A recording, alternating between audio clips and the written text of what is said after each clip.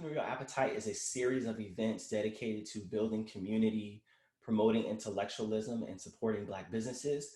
Typically, we meet every month, the last Thursday of the month, but we've been having a few more events in celebration of Dreamweek, which I'll talk about a little bit later. Normally, we talk with an author who may be an entrepreneur, or we talk to an author and feature an entrepreneur in that conversation that may be related to that book. Um, but seeing as it's Dream Week, wanted to do a special event with Calvin Williams Jr., who is the founder of Freeman Capital. And for those of you who are unfamiliar with what Dream Week is a community curated series of events that take place in San Antonio, Texas, around Martin Luther King's birthday. So I would say the week before his birthday, and the week after, there's a long series of events here in the city that get people civically engaged, talking about issues of equity, access, culture, community, uplift, and just doing good in the world. And so it is an honor to bring you here today to speak with a fellow Aggie of mine who went to North Carolina A&T State University. And as I said before, someone who was my student government president my sophomore year in college, who just in some moments, some mature moments, was someone that I looked up to, who was a peer of mine that I never even met while we were on campus. So Calvin Williams, as I said, is the founder of Freeman Capital, which is a company. I'm gonna let him describe his company because he can do it justice more than I can. But before, Calvin, you tell us specifically what Freeman Capital is and what it does, I think that there's a lot of people in Black communities who are the last to get the new cool information about technology, about finance, about what's going on with money. So I'm just wondering, can you just tell us what fintech is? What is fintech? Of course, I'm definitely happy to do that. And Langston, I appreciate you inviting me here. As you stated, my name is Calvin Williams, the founder of Freeman Capital, and we are pretty qualified to speak on fintech, and especially in the Black community, because my company, Freeman Capital, is the first and only Black-owned automated wealth management service in the country that is registered by the Security and Exchange Commission. And so in that, fintech is the combination of two words, just a little short way to say it: financial technology.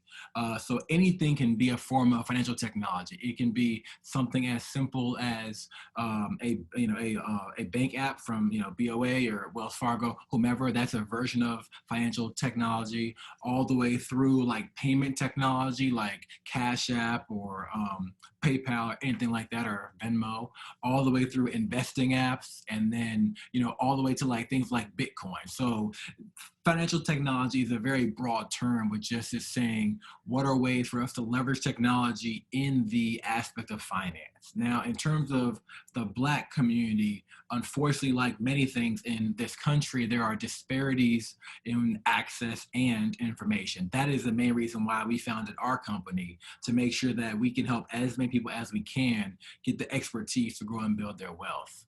But the thing that financial technology can do, especially for the Black community, is that because it's focused on making financial services more efficient, more available, that this should then lower the cost for various services to live, which then means that they roll out to more people. Now, the question is, are they going to target Black people with their lower cost, easier to use software? So now that it's accessible, the question is, who are the users? Who do they want to help serve?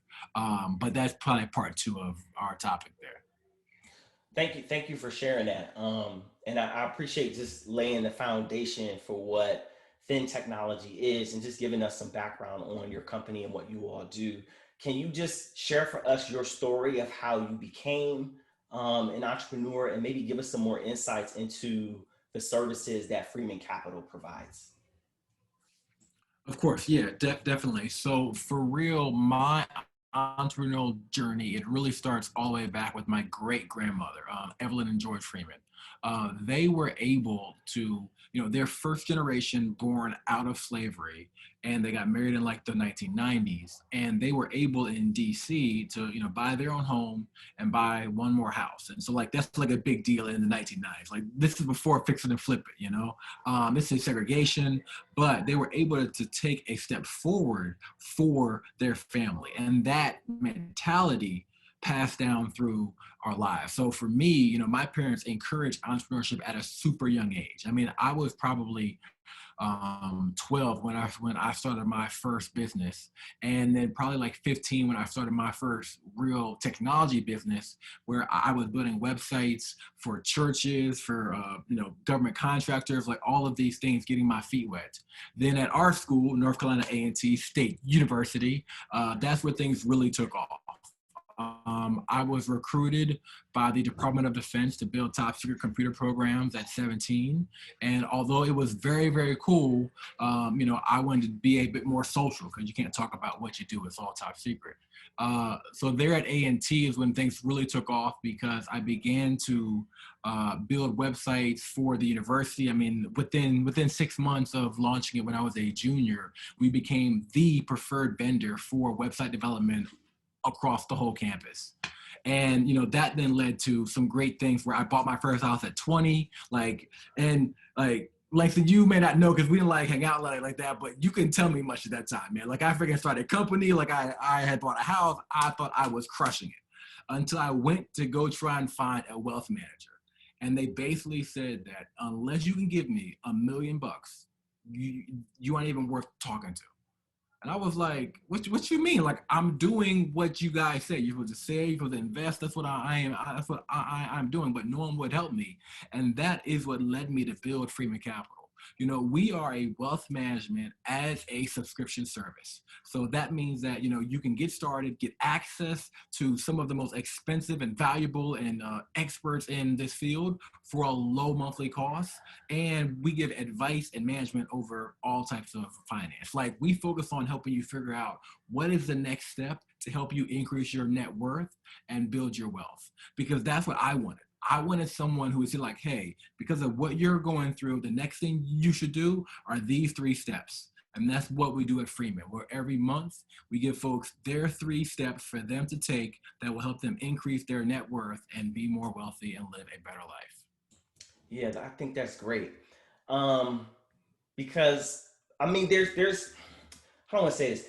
In I think there are 2 major wealth conversations going on in the Black community right now, because everyone's aware of disparities, I think, in ways that maybe we haven't been before in terms of the economics.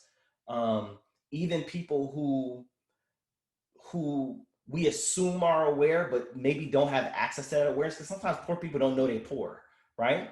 So I hear 2 stories that there are 2 narratives that are both in your story. So there's this financial management piece, like, what do I do with my money now that I have it? And then this other piece of like, how do we become entrepreneurs? And I think I want you to talk a little bit more about like building that family culture of entrepreneurship, and maybe how you see that as a means of building generational wealth or passing down generational wealth just through the process of like, we're entrepreneurs in this family. Yeah, that is a great topic. And the way that I want to frame it is actually on the back of research that someone else has done. There's a book called Black Tax by Sean Rochester.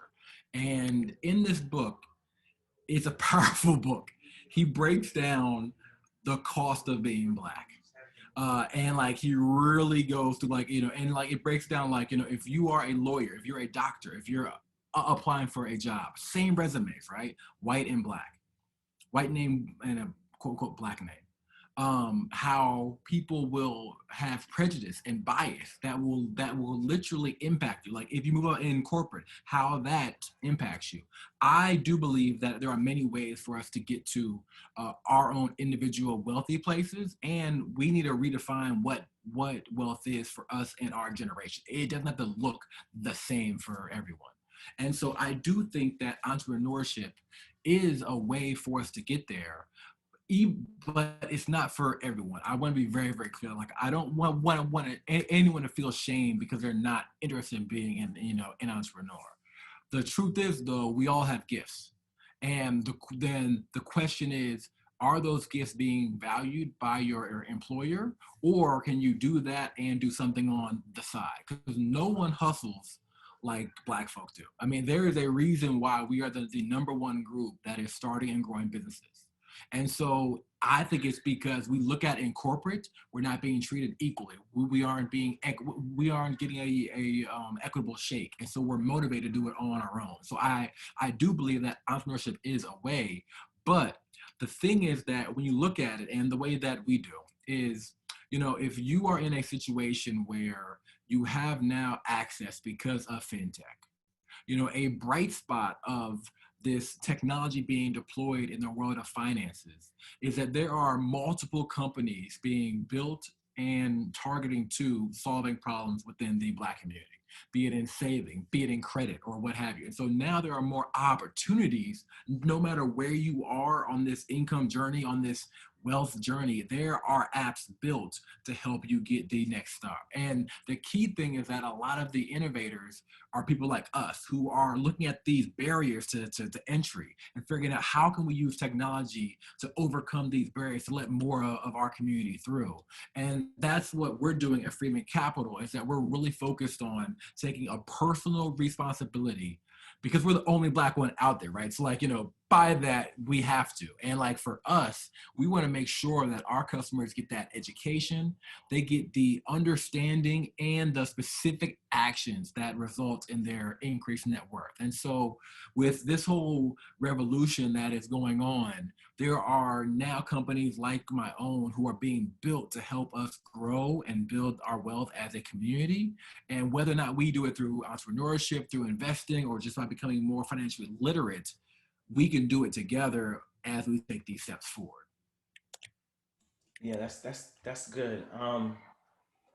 I think about conversations about equity and access, and the conversation for Black folk who are middle class or are middle class in terms of their education.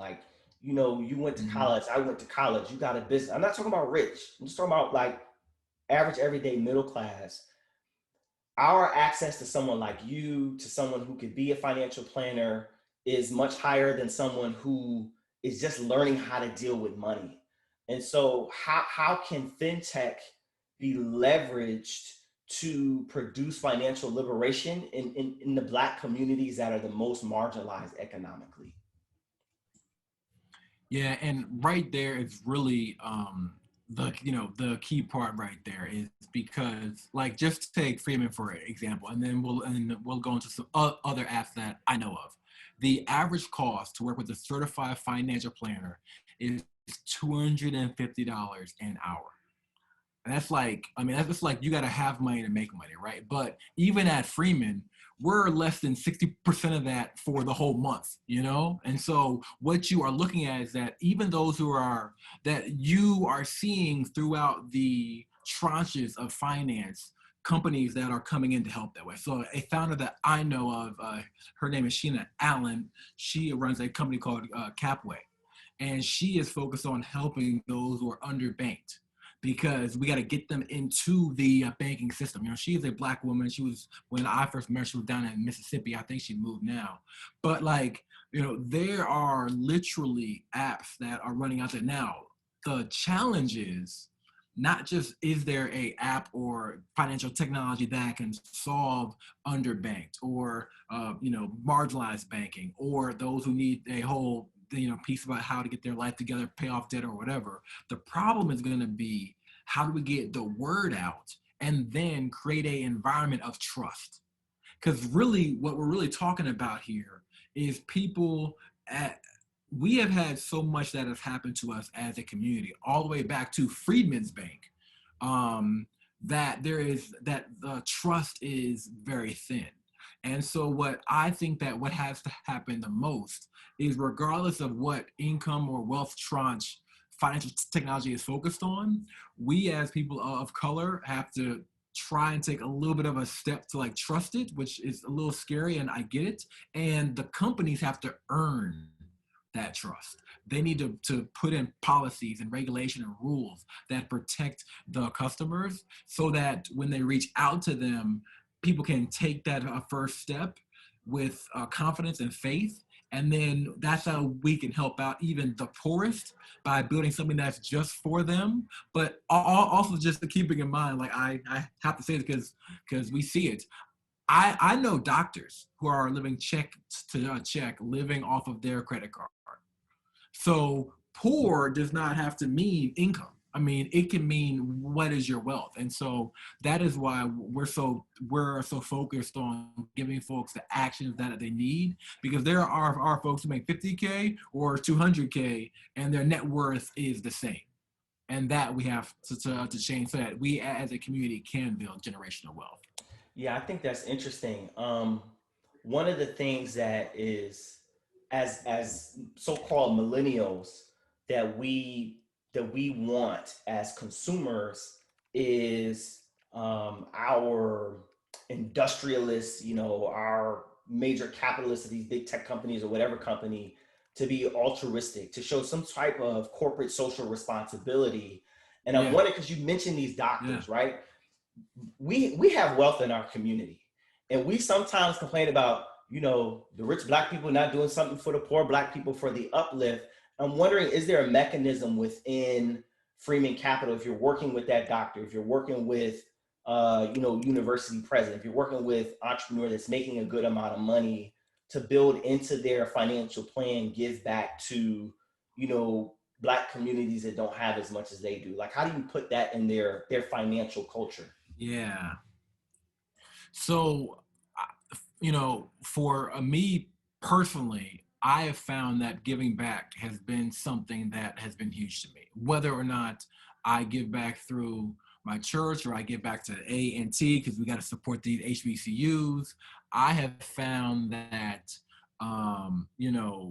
as you give, it does come back. But we as a company don't force that on to everyone because we know that everyone's at different levels. But we are actually in talks with some folks to make it very easy for them to do giving. There's nothing that I can say now in terms of that platform, but I can say that when we look at it, I mean, even just from a tax code perspective, one of the things that we do at Freeman is that we help folks think about not just filling out your tax return, but a tax plan to put you in the best position. And one thing that can help you in terms of planning out your taxes is charitable giving. And so just as a nature of okay, you just got a higher paying job, you just got a raise, so that means that your taxes are going to go up. Well, how to combat that? Well, then you can do it through your charitable giving.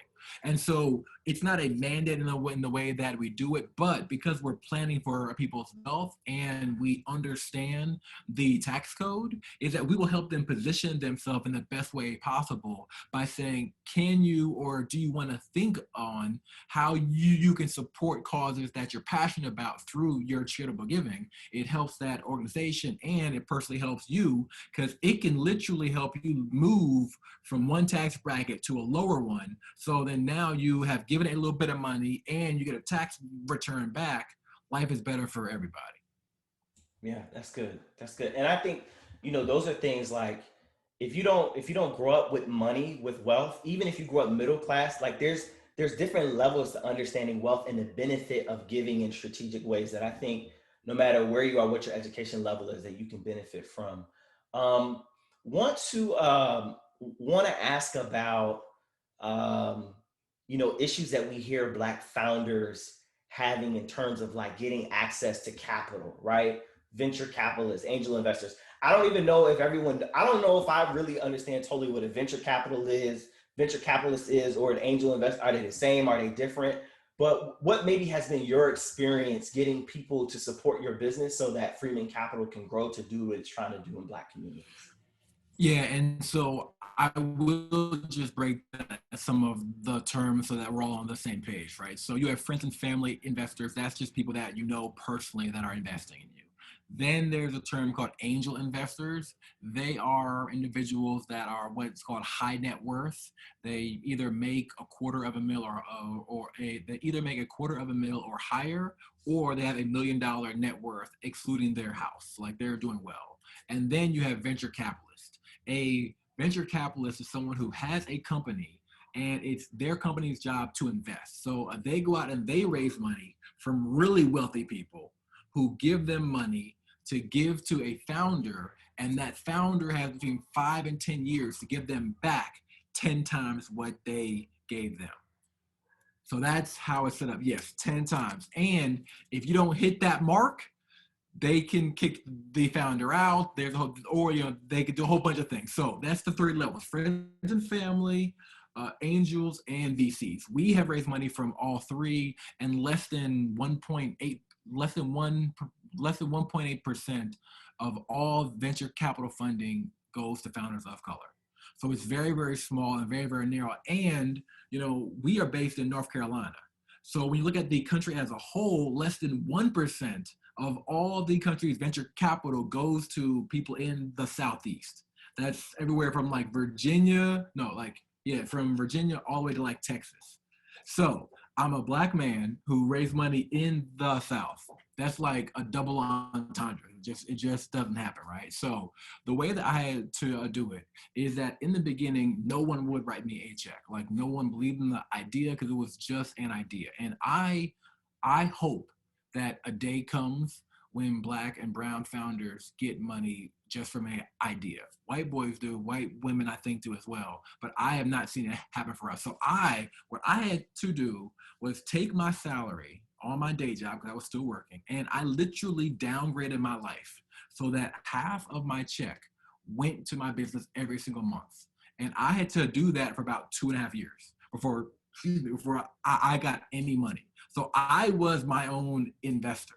Now what happened was that eventually my wife was like, bruh, you wilding right now in these streets, okay? So I need you to stop writing all of our money, because we still, at that point, we hadn't made a single dime. We had no customers. I was investing to kind of get it, just trying to get it going. Then we raised friends and family money, and we raised over 350 grand from friends and family money. And that is a achievement for Black founders as well, because historically, we don't have access to friends and family who can write checks. Aha, there is a trick. And I could cover that in Q&A or at a later time, but I was able to help folks tap into their retirements and invest in Freeman through their jobs retirement. It's another story. Then I used that money to get a little bit farther along. And at that point, I got grants and loans, but mostly grants from Google for startups, for other organizations. And then now we have raised venture capital money. And so at each stage of the process, there is a certain amount of success that the investor wants to see before they're putting money. So friends and family, they want to see you have something for real, but they're really just believing in you. Angels, they want to see that your product is real and that you could make some money, or that you are making money. VCs, venture capitalists, they want to see that you're making money and that as soon as you take their money, it's going to begin to turn into 10. That's the 3 stages of growth capital. There are some others out there too, which I can speak to, that are not in these 3 buckets, but those are the 3 most commonly heard buckets.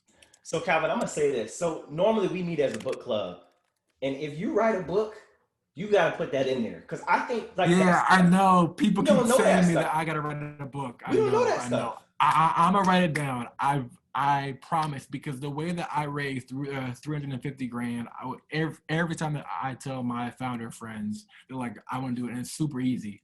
But I promise that I will put it down on paper. So, but I think even thinking about, because I have a homeboy here who is into real estate, and we have conversations back and forth all the time about using your own salary has to be your own venture capital.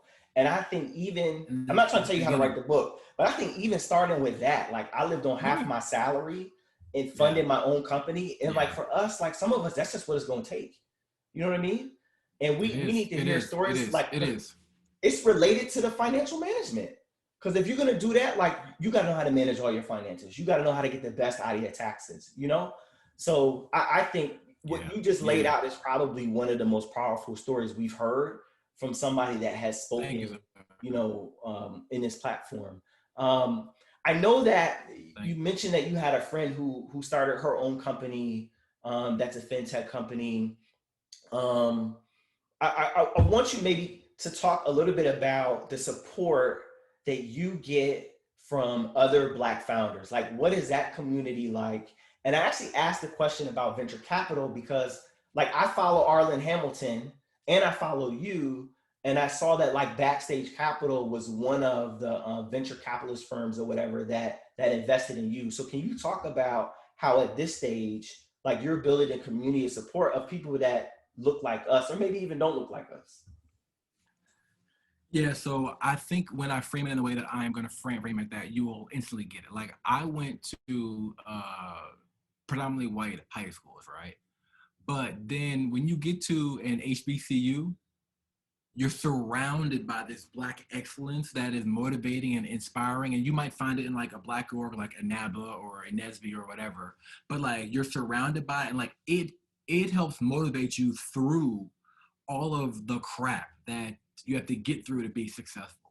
So my first 3 years, I was just solo. Like I wasn't in any ecosystems. I was all by myself. When things were hard, I just was talking to myself about it. You know, I'm talking and praying. That's about it, you know. But then I began to reach out and join some Black ecosystems in first Charlotte, then Atlanta, and like they helped to create an environment to where I felt comfortable to keep going. I was like, oh, I'm not the only one. Like I'm not crazy. Like really, that is the best part of having an ecosystem of founders that are like you, because you think, are they doing this to me because I'm Black? Is this because I'm a Black woman? Like whatever the reason. And so you and then when you see someone else like, oh, this happened to you too. Okay, and then when you see people, and the beautiful part about these ecosystems is that you find people who are ahead of you and those who are behind you.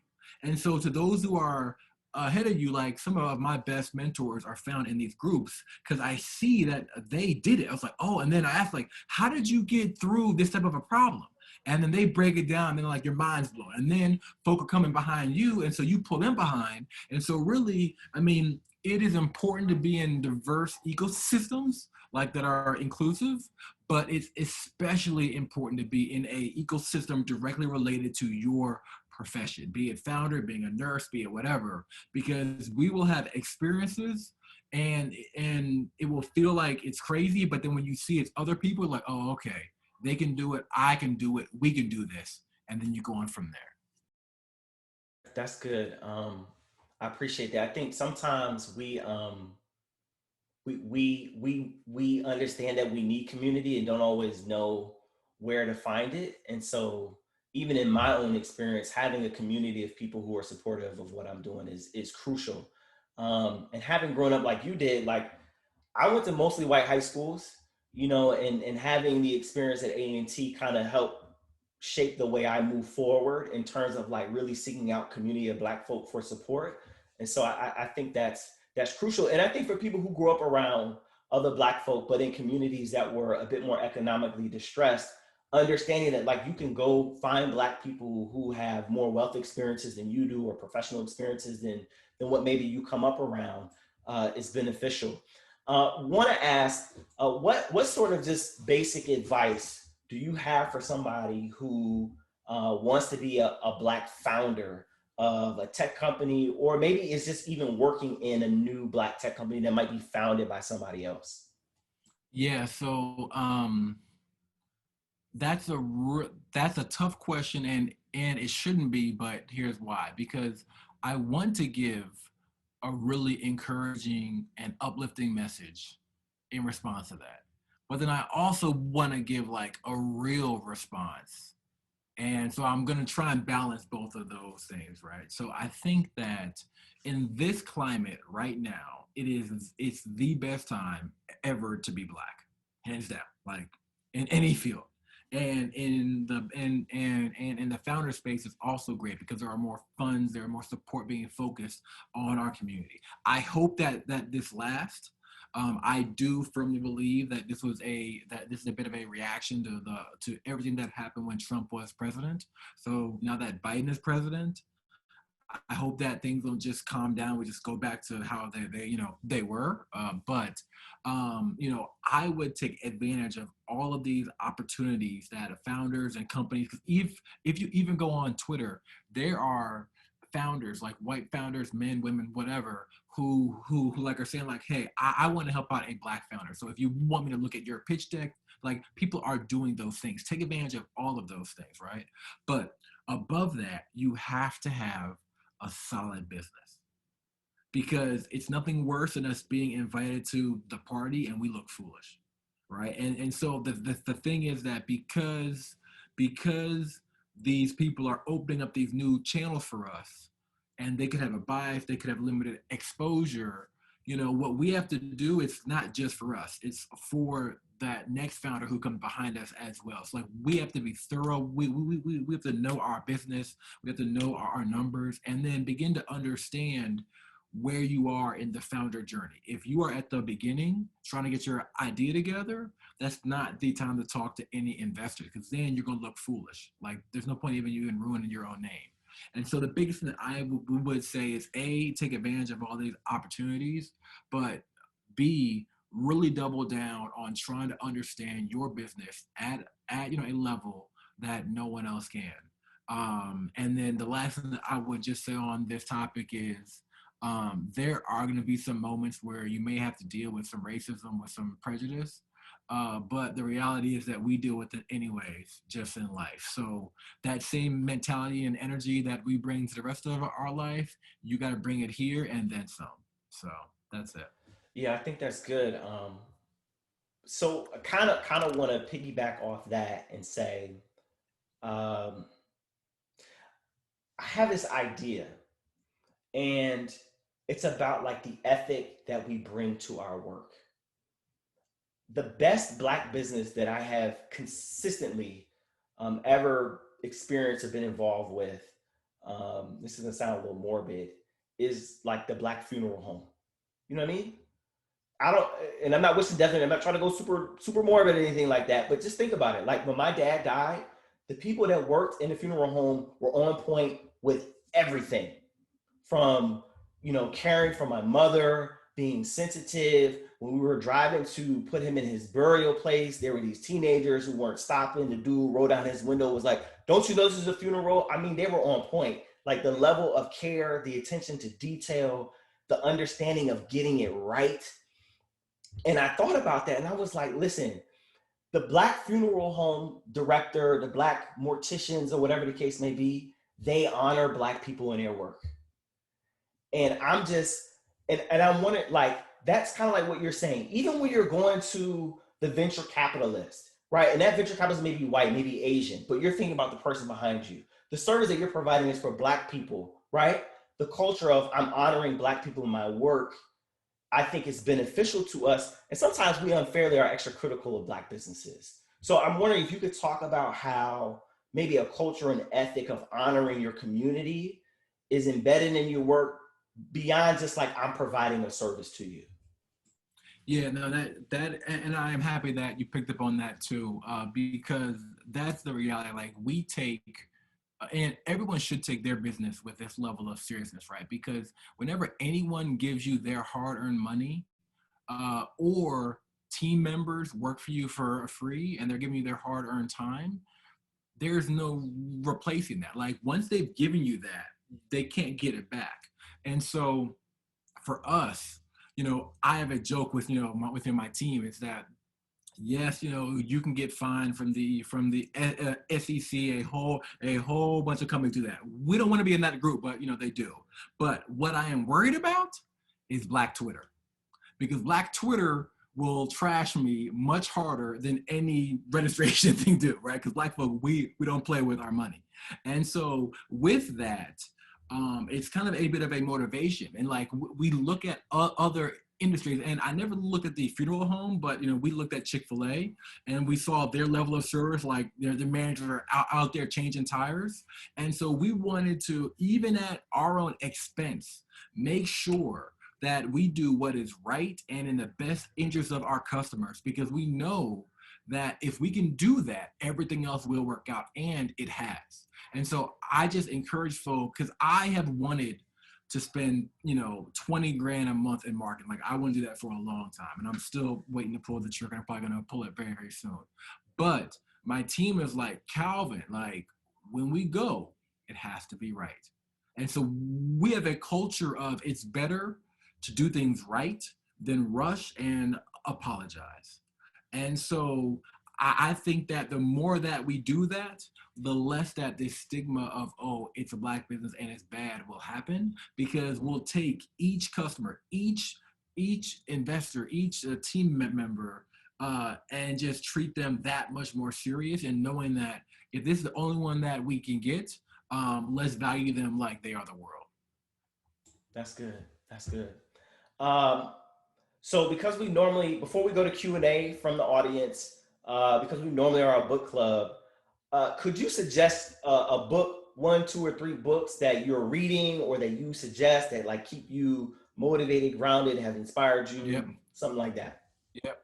Hold up, I am going to my books right now, man. I'm gonna tell you for real what I'm reading. So one book is just a really good read is The Millionaire Next Door, because yes, I'm in the financial space, so I got to recommend a financial book because it focuses on the behaviors that build wealth. It gives a foundation. And it basically identifies like the 7 common traits that keep popping up and up. The other one, so I'm gonna give you 2 financial books that are super simple. The other one is called The One-Page Financial Plan. It focuses on how to be simple. I mean, how it's a simple way to be smart about your money. So it's super easy. It's very, very easy to read. And then for the founders, the thing that I would read is called Lovability, which is how to build a business that people love and be happy doing it.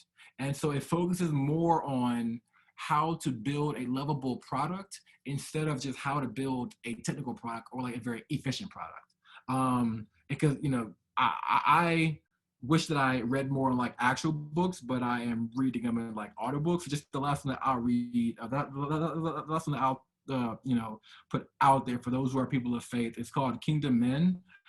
It's just a book about how to be a man of integrity and how to do things right. So the books, one more time, are Millionaire Next Door. It is The One-Page Financial Plan, a simple way to be smart about your money.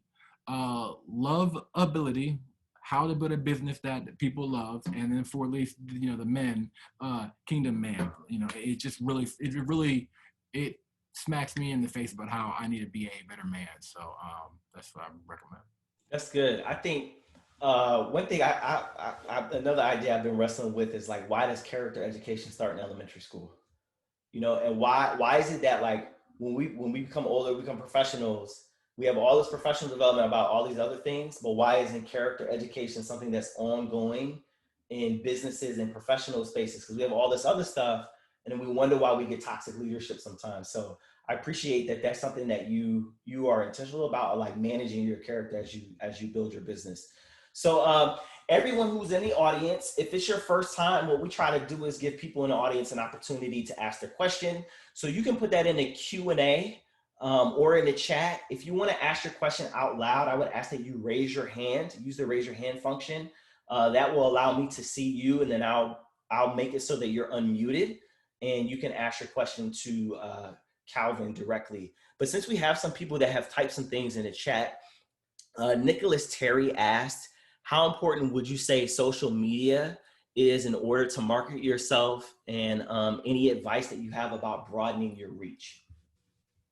Yeah, so this is a good question, and I will answer directly as well as provide some underlying context. I think that social media has created an environment of people looking like they are successful, and then when you dig in a little bit deeper, there's nothing there. So the number one way to be successful is to first have something real and valid. Now, if you're going to be a influencer, that's different. Like then you don't have to have a business; you just have to build a community. And so the question is, do you want to build a influencer community, which means that you need to put out content that is growing, and there's a whole bunch of growth ways. You can partner with people. You can pay. You can run ads. All of those things. If you're trying to build a business, then it comes down to, do you want to be the brand of your business, or like the CEO of Bose, like the headphones that I have on? No, I bet no one can drop the name of the CEO of Bose in the chat, but he's doing very well in life. So it depends on what is your personality. One of my boys is crushing it right now.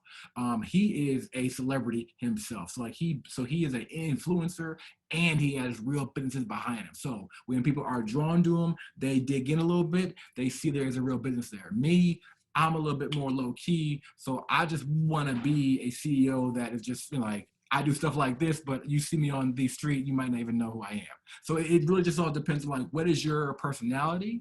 But that means that for me, I use social media as a brand with my companies, and then we focus on partnership deals for distribution instead of me being the focal point. But each one of us are different, and I don't feel like we all need to be a celebrity to be a great founder. You just have to find out your own lane. But I don't want to say, what happens if that's what's needed? Like, how do you manage that? Like, what happens when, like, that's a great I question. want to hear from Calvin, you know what I mean? Yeah. Because people want the CEO now, like, Hey, yeah, that's why my page is public, and I'm out there in them streets. But like, it's just, we all have certain personalities. Now, I accept that my journey might be different because I'm not trying to be a influencer and be a founder. Like, it's just different. It's just different people in different ways. So I am focused on how can I reach a audience of millions of people per month, per day, without me doing a single post. It just makes me think about my business model differently. And that's just mainly because, just personally, I just like to live, a chill life. And producing content is a lot of work. It's a lot of work to plan out content. So I have staff doing it for my, the business, doing it for me. It's just a lot of work. I am more focused on partnering with other people who love being an influencer, who love building communities, us coming up with win-wins, and we work together. So that's just how I do it personally. And then excuse me, I come and join their audience for a minute, and I pop in. But it doesn't matter. Either way, it's going to be a challenge. The question is, which way feels the best to you and your heart? There's a question from Bryson Davis, and he says, wanting to know about, were you able to find legal counsel who was Black? And so I guess broadening that question, right? All the other businesses that you need to support your business, how difficult or easy was it to find people who brought that ethic of honoring Black people to your business? Yeah, and y'all ask great questions too. So I just thank you all for that. Like, let's just give a shout out to the whole audience who's here. Like, y'all are fire. So I did have to look for it. Now, initially, what I would do, because a lot of our suppliers are Black, that's intentional in the way that we want to, do group economics. Initially, we would find lawyers at firms that were larger who were Black, and then we worked with them directly. So that's how we balance it. Because the thing is that when you're a startup, you might not have 30 grand a year to pay in legal fees. And so, but if you go with a small law firm, they need every customer to pay. So they're going to look at you like, where's my check? If you go with a big law firm, they have other big clients who keep them going, and they will do law or legal services deferred. So a lot of my founder friends work with law firms who defer legal fees until you reach a certain funding level. And so what we try and do in those times is find Black lawyers at larger shops that we can work with. So this next question is very much related to affordability, but from your side as a provider. And Lydia Carter is wondering, how do you provide a service for someone, even though Freeman Capital is affordable, like what do you do with the client who still can't afford it? How do you still help them? Yeah, so the way that we do it is that we have really three tiers plus a free one, so that we built our service in mind of no matter where you are, we want to give you the content to help you get to the next step. So like if you can't pay anything, then just you being on the email list, you'll still get free education. Like we are still rolling out and we still tell you like here are things that you can do. So even on the free level, there's still something that we can help you with. And then just depending on how much you have to invest in yourself will then let us go faster. That is the only question. Like, how much personalized recommendations and advice do you want? If you don't want to spend any money, just come to freemancapital.co. Be on the email list. Every week you will get smarter because we put out content every week just for you. Then, if you want to invest in yourself, be it 10 $20 a month all the way up to hundreds, we have plans to help you take the next steps forward. It just depends on where you are, because we built our service in mind with about how can we build our model so that no matter where folk are on this income scale, we have something that can help them. Yeah. Slight pivot here. From I think from side hustle to startup, right? A lot of Black people, as you said, not really want to dealing with the rat race in corporate America. And Brandy is asking, Brandy Clark, that's my wife. We just got married, so I got to go to her question. And Brandy is asking, how do you balance full-time work, startup life, and family obligations? Yeah, so the way that I do it is through time management. So I am very focused on time management. Like, I don't play games at all. So, there are 168 hours in a week, and I manage those to a T. So like, it's a simple exercise that I do is I start off with 168 hours. I then subtract time for sleeping, for work, whatever. And like, you figure out how to make your time fit. And then it comes down to how are you spending your time? So there are a bunch of apps, like one that's called Rescue Time, that's for Android. I think it's for a computer too. And it tracks my time to let me know how I'm doing. Like, I used to spend hours on social media just with the scroll. Like they say like that, like the average person scrolls 5 football fields per day. Yeah. And so when you see how much time you spend in places that are getting you no return, you then find time to do that. So then when you become more efficient, then I build a team of folk. And then at this point now I'm delegating, so that now my organization is doing more than I ever could. And the process just continually repeats on and on. It is a challenge because at different stages of the business, it kind of ebbs and flow. And with life, like I have a 5-year-old, and like, he's 5 years old, so he still wants to spend time with me. So I want to spend time with him as much as I can before he becomes a teenager. And I don't know if I want to spend time with me there. He might want to play with his friends or whatever, And so it is a balancing act. But what I try and do is weave my life together. So like, my son will come in and sit at my feet and play while I'm working. So for me, it's just all about how can I merge my worlds together. Like my son would sit on calls with me, and I just try to find ways to weave it in. Because there's no manual to this thing. We're all just trying to figure it out. Yeah. I once had a mentor say in a fireside chat that there is no balance, there's only integration. And so you just got to find ways to like integrate your life. And that was one of the most profound mic drops I ever heard. We're going to go with 2 more questions. So I'm going to ask James Salone's question, or James Salone, hope I got your name right.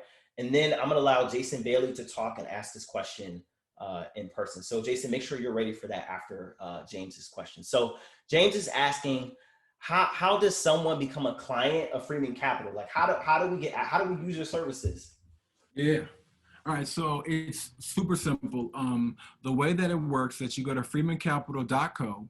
you then can schedule a free consultation with a member of our team.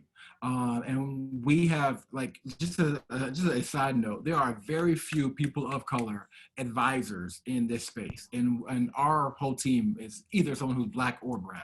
So you schedule a call, we have an intro call to figure out what your needs are. Then you sign up for a monthly plan. And as soon as that happens, you begin to work with your financial planner one-on-one. It's all month to month. We cover everything from budgeting to investments to savings to retirement to buying a house. We help out with everything. You can literally think about it as you having access to a team of financial planners in your pocket just for a low monthly cost. Thank you. Jason, you want to ask your question? Yeah, I can ask it. Hey, Calvin, you kind of touched on it a little bit in this last response, but what are the asset classes that your firm offers as options to customers? Because I know a lot of financial advisors, they focus deep in insurance or mutual funds or stocks, but trying to figure out kind of which path you guys are taking. Yeah, so the thing that we wanted to do is that we wanted to build a company that was focused on however people like to build wealth. So we have helped folk manage, of course, insurance, because we do that, and investments in the stock market. That there are some of our clients who are in the cryptocurrency or real estate. We are comprehensive. And so for us, we're asset class agnostic. It is about what is best for you and your specific situation. And that's how we do that. So we are trained in all that. And I know that we're wrapping up, and I saw that there's a whole bunch of more questions. So I just want to say that if folks do have more questions for me, you can find me at freemancapital.co. There's a little chat in like the bottom right, myself or my team. We can answer more of these questions or LinkedIn, whatever works best. But I want to help out, this community as much as I can. Thanks, Jason. I know I said that was the last question, but I got to honor. We haven't had a lot of women get the opportunity to ask a question other than my wife. So and that's cheating. You may have already answered this question, but Natasha Burns, who is a friend and colleague of mine, is asking about, and you may have answered this. What is the minimum investment requirement for getting started? I'm so happy that you said that. The minimum investment is zero. Like, we have helped folk who have no money to invest begin to figure out how to find money. And then where to put it. And so you can get started with $1 or 10, whatever. If you don't want to, if you have a job, you have a retirement on your job, trying to figure out how to manage that, we'll help you do that as well, even if you don't put the money with us. So we focus our service on how to help you where you are, regardless of where that is. So the minimum is nothing. We'll get started today, and then we will help you find the money to begin to invest, even if you don't think you have it. Thank you. Listen, I keep lying. I'm sorry. I got one more question. Come on, bro. We still got 5 minutes. We got 5 minutes, man. We got 5 minutes. So sometimes we got issues with us, right? And I know you're the founder of Freeman Capital. Yeah. But let's say there's a group of brothers who are starting their own company, and brothers get egos sometimes, you know what I'm saying? And somebody thought something was something, but it wasn't the other thing. In the beginning, when you're having like tensions on your team, disagreements, dealing with people's egos, how do you get past that?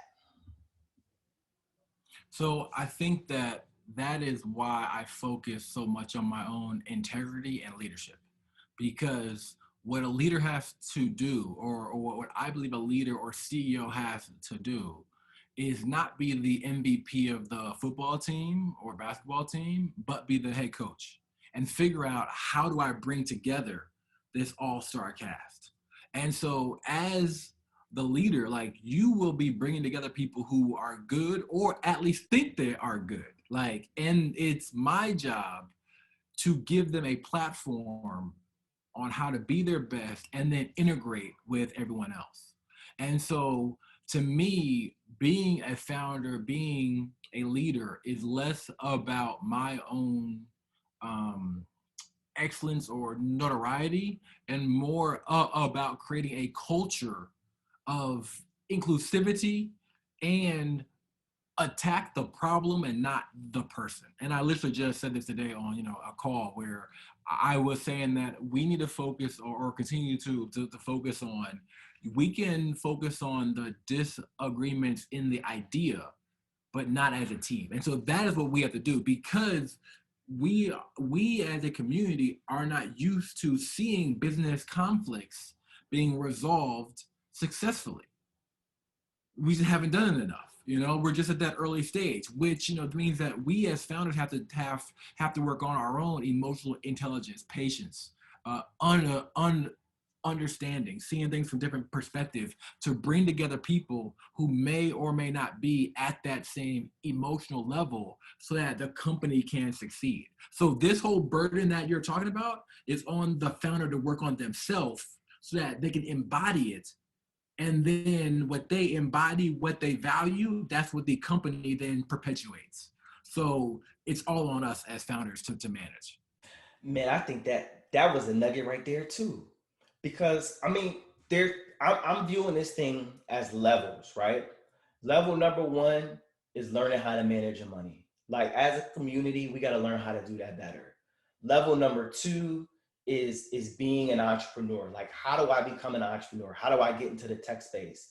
And then within that, I never thought about it that way until you presented it. Like, part of us becoming founders and entrepreneurs is learning how to deal with the conflict. And if we've not had those experiences in the past, that's part of the learning process. So I'm gonna take what you said and say this. If you're a founder out there, you're trying to start a business, it could be a tech business, it could be like a direct service type, it could be the least technical business out there. I think one of the things that we have to do is have empathy for the fact that all of us in some ways are newer at this in other communities. And it's not something that's just, it's your black and it's your blackness that's making you wrong. It's like, all of us are new at this.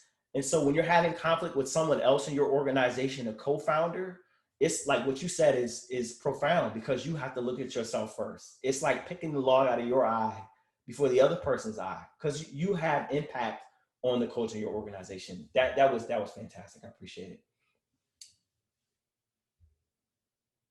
So Calvin, before we transition, do you have any last words that you want to share with the community? Any last parting thoughts or anything like that? Yeah, so the first thing is that whatever I can do to help, I would love to do that. You can find me on LinkedIn, Calvin Williams Jr. I'm on Instagram as well. Whatever my company can do at freemancapital.co, we definitely will. We are focused on helping to build Black wealth. That is our focus. We ain't playing no games with it. We ain't bashful. We ain't shy. That's what we are doing. So if you're about that life, if you're just curious, like, we give out free. So just hop on freemancapital.co, set up a free call with a member of our team, and just learn about it and just see how it can work for you. If you think it can, great. If you think it can't, great. Like, our focus is just, we want to it's our whole goal to make sure that this generation passes on more wealth to the next. And so if you want some help with that in any way. Thank you, Calvin. I appreciate that. You are more than welcome to stay for this part of it. But now we're going to talk about what's happening next week. I know you're busy and whatnot. We thank you for honoring Black people with your time by coming to speak with us. And I want to let y'all know, we got to support this brother so he can pay back that 10 times amount that he got to do for that venture capital. So I encourage all of you to look up freemancapital.co. Great information. I'm on a newsletter. And I think whether you're a college student just now graduating, you're someone who's older in the midst of their careers, thinking about retirement, it is a great resource. Want you all to stay for a little while longer. I'm going to talk about the events that we have coming up. So just want to kind of get y'all salivating for what else we got going, because Black History Month is going to be fantastic. But before we do that, a good friend of mine, Leroy Adams, wants to talk about his Dreamweek event that he's going to be hosting, I believe, tomorrow. Leroy. Yo, Lexi, can you hear me? Yes. Hey, man, thank you for this awesome conversation. I only caught the tail end of it because I was in another Dreamweek event, but man, some gems that our brother Calvin dropped. So really, really thank y'all for this awesome conversation. I'll certainly be reaching out to him. And again, thank you for letting me come here and share what I have going on tomorrow.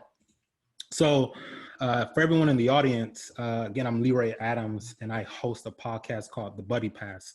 And I'm a former expat, so lived all over the world, mostly China and Ethiopia.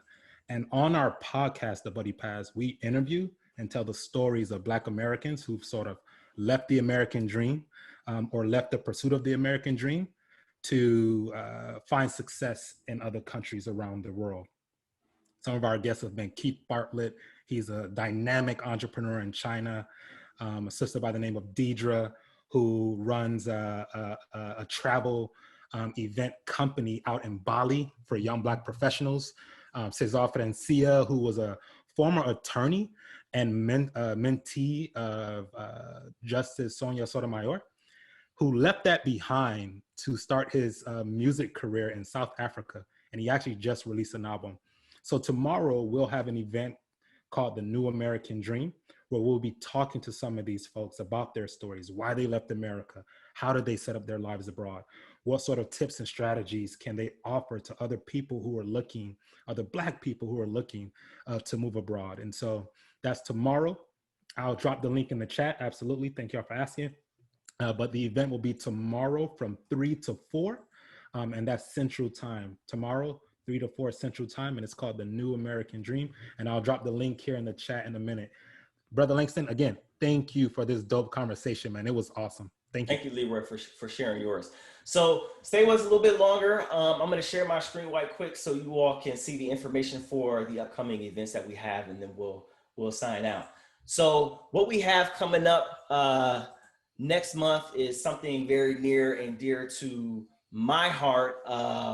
So February 1, the Atlanta Alumni Association of North Carolina Agricultural and Technical State University is hosting Dr. Jelani Favors, author of Shelter in a Time of Storm, How Black Colleges Foster Generations of Leadership and Activism. It is a dope book that shares the stories of 8 different HBCUs and moments in history where the communities, the culture of these institutions facilitated activism, facilitated the development of businesses and the uplift of our communities. So we're gonna start Black History Month off right with this. February 1 is special to me because it marks the anniversary of the beginning of the sit-in movements, which was started by 4 freshmen at North Carolina Agricultural and Technical State University, which is where I went to school. So Aggie Pride. Then we have another very special conversation with Mike Johnson, facilitated by Jesse Moore. For those of you who may not know, Mike Johnson is a personality. He was featured on The Bachelorette, I believe it was 2 seasons ago. And Mike is going to be talking about his book, Making the Love You Want, which is about basically self-love, loving yourself, but not in an arrogant way, in an altruistic way, in a giving way. And so Mike is a good brother who is doing this as part of a fundraiser for a nonprofit that we are involved with called 300 Seconds here in San Antonio, which strives to just build community in positive ways and do good work. So one of the projects that we've worked on is actually called a My Little Library. And basically we built a library in a community. It's a little box that people you can put a library in there, and then people in the community can come take that out. And then at the end of the month, we have a special talk with Derek E. White and Dr. Kenyatta Cavill. They will be talking about Dr. White's book, Blood, Sweat, and Tears, Jake Gaither and Florida A&M football, which is a history of HBCU football. So looking forward to having these great conversations moving forward. I thank all of you for joining us here today, and looking forward to having you all come join us in the coming months. So thank you much. Appreciate your time. Thank you for honoring us with your presence. I hope that we honored you all as a community of Black folk and maybe some allies out there who joined us today. Thank you.